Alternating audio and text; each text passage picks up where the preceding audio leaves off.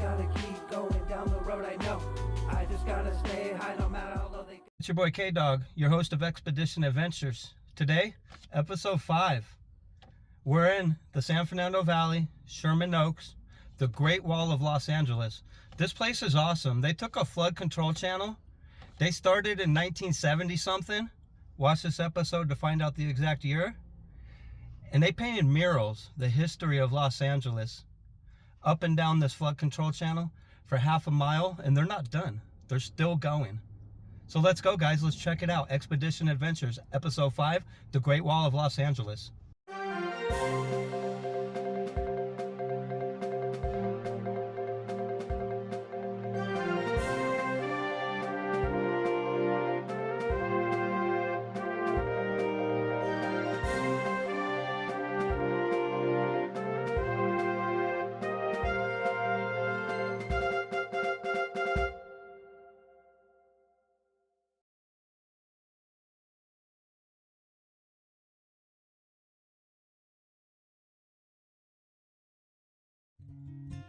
In the San Fernando Valley, the Great Wall of Los Angeles is in a flood control channel running along the side of Coldwater Canyon in the San Fernando Valley. Some sources say Sherman Oaks, other sources say Valley Glen. It's right there though. It doesn't really matter, does it? They're all connected. This historical art installation is 13 feet tall, 2,754 feet long. This is the Tujunga Wash, a tributary of the Los Angeles River, and this section is in between Burbank and Oxnard, the streets, not the towns. At 840 meters, 2,754 feet, covering over 6 city blocks, it's credited as one of the longest murals in the world. The Great Wall of Los Angeles depicts the history of California as seen through the eyes of women and minorities in many panels. The Great Wall of Los Angeles places emphasis on the often overlooked history of Native Americans, ethnic and religious minorities, LGBTQIA+ people, and those fighting for civil rights. This extensive mural effort was coordinated by Judith Baca from UCLA, a professor of Chicano Studies, co-founder of Social and Public Art Resource Center, and National Medal of Arts recipient in 2023. It was listed on the National Register of Historic Places in 2017. The first panels begin with prehistory and colonialism. The very first panel depicts native wildlife and the creation story of the indigenous Chumash.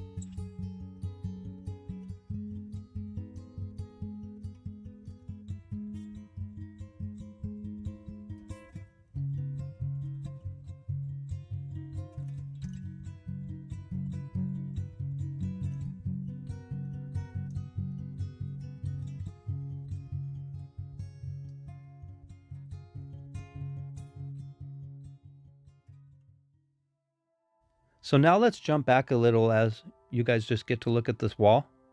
The possibility of creating the mural was first brought up in 1974 when Judith Baca was contacted by the Army Corps of Engineers about a beautification project.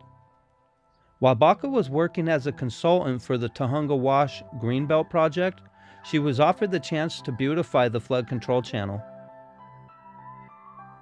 The wall along the river was considered an eyesore, or, in Baca's view, a scar where the river once ran. Funding from the Comprehensive Employment and Training Act enabled her to assemble an artist workforce to begin the mural. The Great Wall of Los Angeles as an idea was more fully fleshed out in 1976 by Baca. Baca chose to do an epic-sized history of Los Angeles County, going back to the time of the dinosaurs. She first researched highlights of Los Angeles history on her own. The project, named Social and Public Art Resource Center, converted an abandoned Venice Police Station into mural headquarters. The site was used to coordinate workshops, archive materials relating to the project, and run other programs. In addition to the many experts in various academic fields, Baca recruited a team of artists to help with the project. With the additional help of the city, the Corps of Engineers, the SPARC, Baca was ready to start work by the summer of 1978. Each section of the Great Wall of Los Angeles was developed through a process called Imagining of Content, which was developed at SPARC.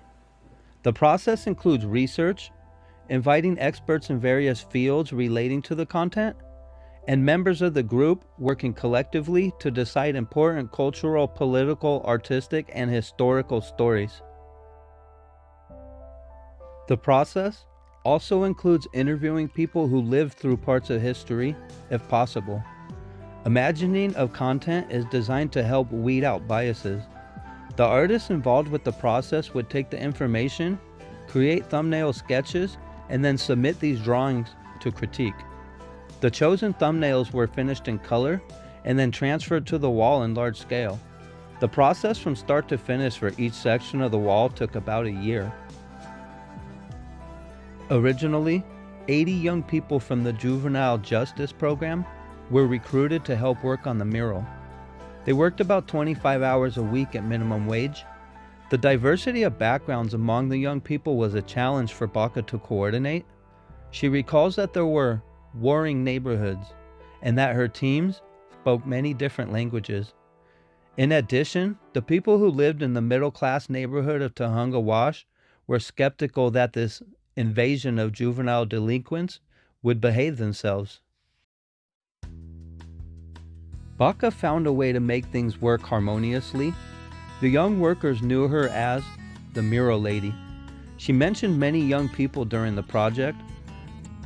Baca felt that they were able to learn many useful skills, such as math, history, and art, which many of them had few of these skills mastered at the time.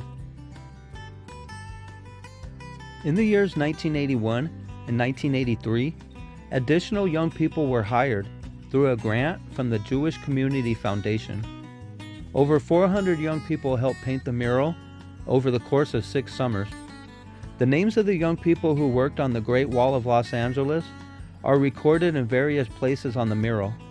In addition, the work of 40 historians and 40 different artists helped make the Great Wall of Los Angeles a reality. Toward the very end of the project, a flood washed away all the necessary materials the artists needed to finish the project, including the scaffolding. The community donated $20,000, which was collected in the span of 2 weeks to help the artists complete their work.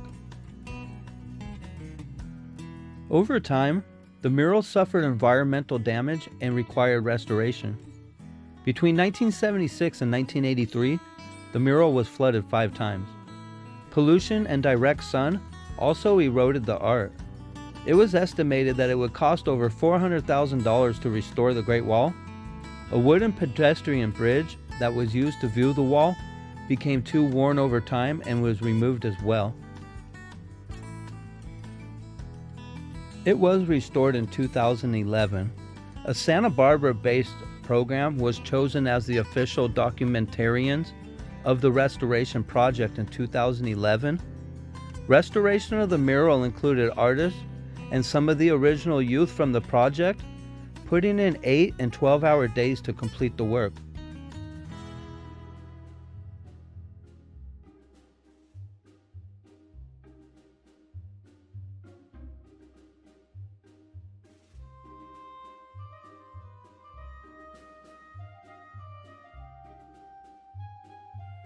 Most of the following panels deal with the events of the 20th century, including Chinese labor contributions to the United States, the arrival of Jewish refugees fleeing oppression and the Holocaust, their contributions to the culture and history of Los Angeles, refugees from the Dust Bowl, the Great Depression, the Japanese-American internment of World War II, the Zoot Suit riots, the Freedom bus rides, the disappearance of Rosie the Riveter, gay rights activism, the story of Biddy Mason, deportations of Mexican Americans, the birth of rock and roll, and the development of suburbia. The wall covers the history of California up to the 1950s. Each section of the wall was designed by a different artist under the supervision of Baca. The style of the mural is considered to be social realism.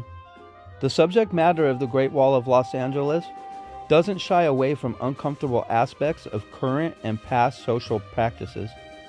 The design and composition of the wall are also considered major aspects of the art's appeal. Baca's composition uses sweeping lines broken up by a sense of movement from the characters and subjects depicted. Because the Great Wall of Los Angeles depicts historical events, the mural is part of Grant High School and Valley College's curriculum. Baca recalls that at the time, there was a lack of public art that represented the diverse heritage of Los Angeles. The mural is considered a cultural landmark, and it was created in conjunction with the rise of the Chicano movement of the 1960s through the 1980s.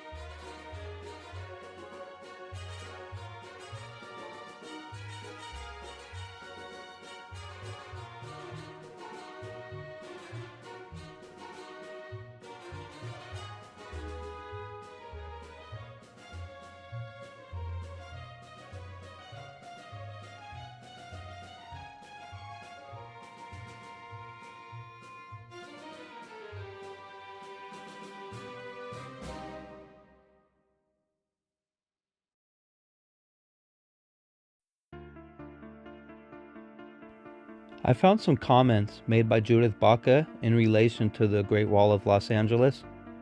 In 2000, she said, "Public art in America has taken a shift. It's basically becoming decorative. They've reduced the community process to censorship. The Great Wall, for example, could not be done today." Another one, in 2004, she said, "It's not just history, it's really about relationships, about connecting." And another one from Judith Baca in the year 2000, she said, "The people who have worked on this project gave much more than their time. They made a giant monument to interracial harmony."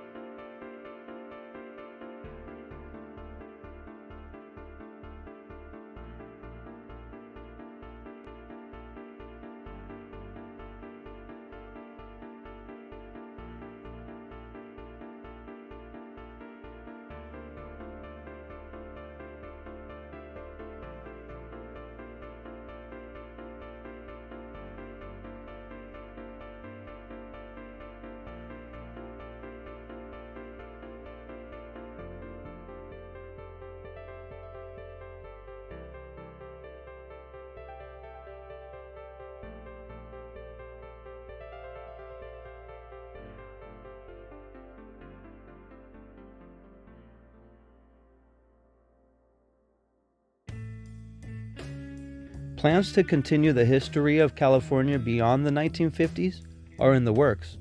The National Endowment for the Arts has provided funds for the initial designs for the 1960s panel and for the scenes from the 1970s and 80s. SPARC plans for the mural to be a mile long when sections for the 1970s through the 1990s are complete.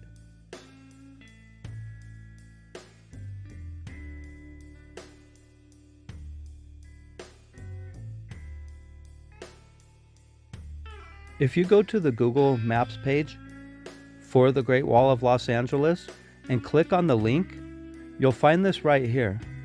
This mural project continues as a work in progress for adding future sections at the site of this North Hollywood flood control channel. A new mural section titled Generation on Fire, depicting freedom riders, was unveiled by Baca at the Los Angeles County Museum of Art on October 26, 2023.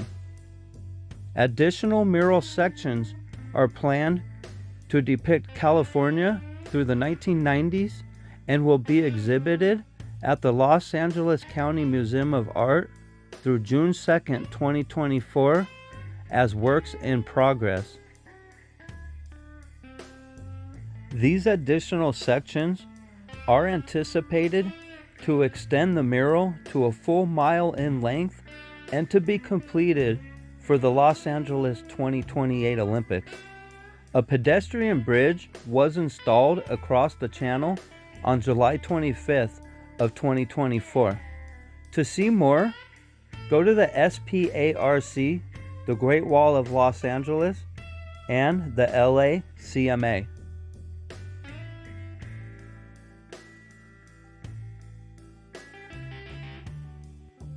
So, something I haven't done on one of these episodes of Expedition Adventures I thought would be fun and interesting. I'm going to read a couple Google reviews for the Great Wall of Los Angeles. This first one is from Judy Hurtado Dean, and she says, Judy Baca's mural is stunning. There's a path that follows the mural and it's a worthwhile stop. I love the combination of art and history. The emphasis on California's history is the main theme. They captured the perspectives of the indigenous people of this land with powerful imagery. Definitely a must-see. Here's a review from Elizabeth Escalante. She says, after our picnic nearby, I took my children here to see this mural and explained to them, picture by picture, the history behind it. Wonderful yet emotional stroll. I highly recommend this real-life history conversation starter. Get them thinking. Anything you do as a family is terrific. History books left out some people. Okay, and the third and last review I'm going to read you is from Jonathan Neal.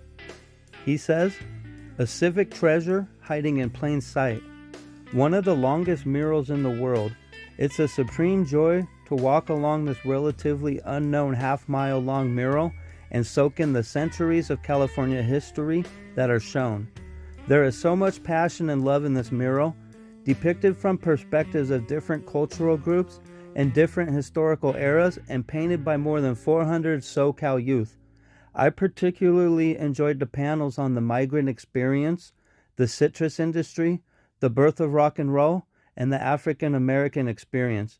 This is a fantastic hidden gem in LA that lovers of art, history, culture, and diversity shouldn't miss.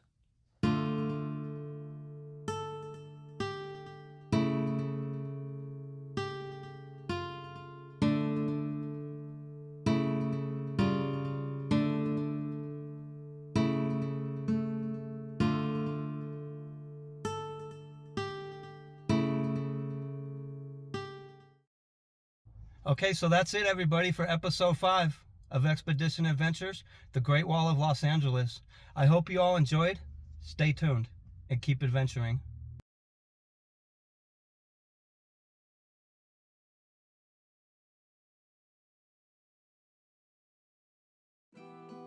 Sometimes I can die. sometimes they try to bring you down. You just gotta keep going.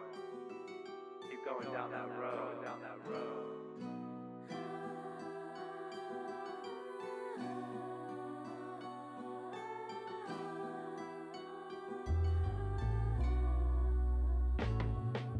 I just gotta keep going down the road I know.